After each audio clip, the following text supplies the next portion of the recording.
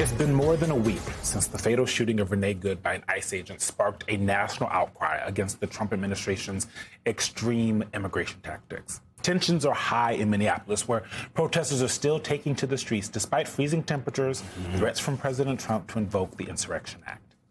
Last night, a Minnesota district judge ruled that ICE officers cannot detain or use tear gas against protesters who are not obstructing authorities, including when people are observing the agents. Sky News reporter Martha Kellner got a first-hand look at how operations are unfolding in Minneapolis after riding along with a local group that monitors ICE activity in the area. Take a look. We're riding along with one of them. Within half an hour, we're surrounded by a team of ICE officers. This is our first interaction. This is your one warning, okay?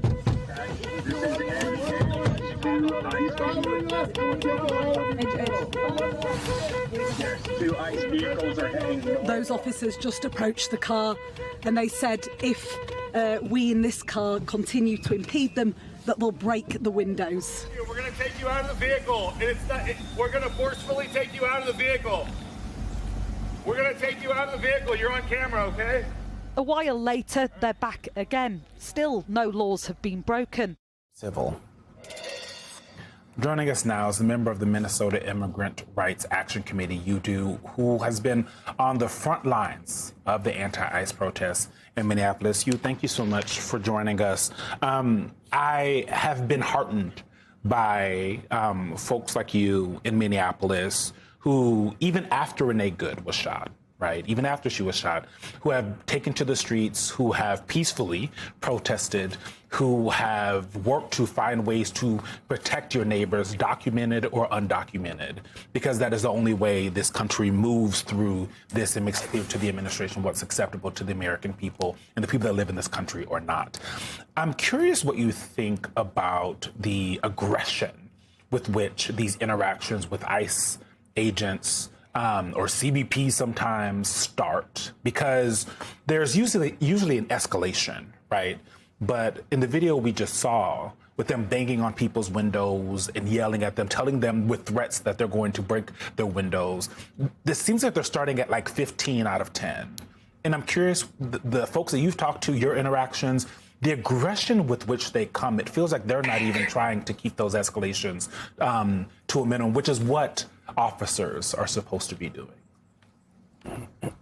Yeah, absolutely. And first and foremost, thank you so much for having me this morning. And, you know, it makes me emotional thinking about your question and thinking about what we're seeing on the ground, because, you know, I think I can't underscore enough how chaotic and out of control these agents are. Just the other night, I responded to the shooting that occurred in North Minneapolis, and my top priority was trying to get medical personnel and a doula through to assist someone who was in dire need, who was pregnant, and they wouldn't let anyone through. And we couldn't even even elected leadership couldn't get them through. And the observers I was working with couldn't get them through. And I think that's just one example on the ground of how inhumane these agents are. I mean, we're seeing people dragged out of cars who are on their way to the doctor. We're seeing pregnant people not getting any medical attention when they did nothing wrong. You know, we're seeing protesters and observers like myself being brutalized with military level tear gas. And these agents are not only inhumane, but they're cruel, their tactics are brutal, and they're most certainly not trained in any type of de-escalation. In fact, I think they're trained in escalation only, from what I've seen. And it's just out of control what we're seeing, and it's incredibly violent, the tactics that they're using, and it's a disgrace to the American people.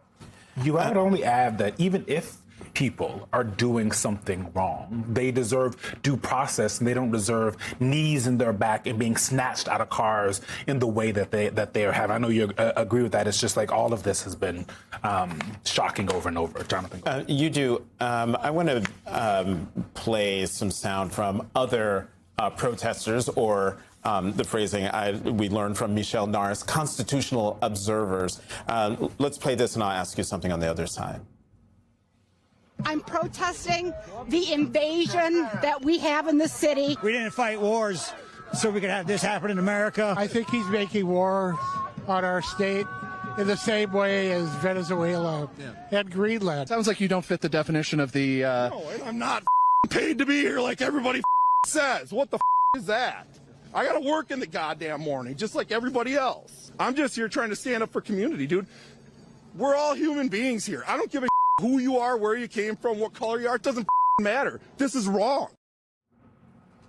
And I wanted to play that because there's something very, I went to college in Minnesota, so and love Minneapolis.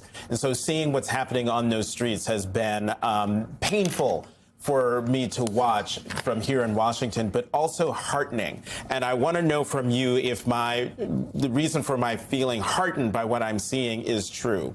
It seems as though all of the action that we're seeing on behalf of community members in Minneapolis isn't organized. It is spontaneous. It is from the ground up. People seeing what's happening in their communities and deciding it is not enough to sit at home and watch on television. It is not enough to sit at home and hear the horns honking and the whistles blowing without also getting out on the streets and doing their part to protect their communities. And am I right in viewing what's happening in Minneapolis like that?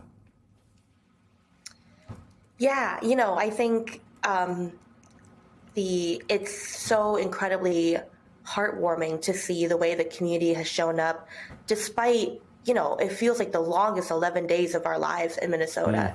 And despite the violence that we have seen and most certainly, following the murder of Renee Good, people still are showing up. And I think it's because, her name is a simple yet powerful reminder that we are good and that our intentions are good and that our people are good. And that, and goodness can still prevail. And we believe that despite everything that's happening.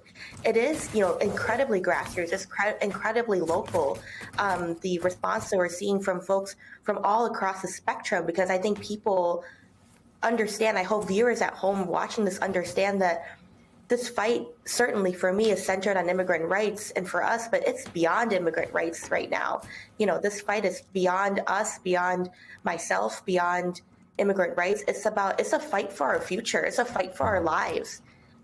If they're pushing the envelope and pushing people to concede their people power to this authoritarian government, they're just pushing the envelope and testing the grounds on what else they can do in other states across the country, violating anyone's rights who pushes back on the government for anything, despite your politics, despite who you are.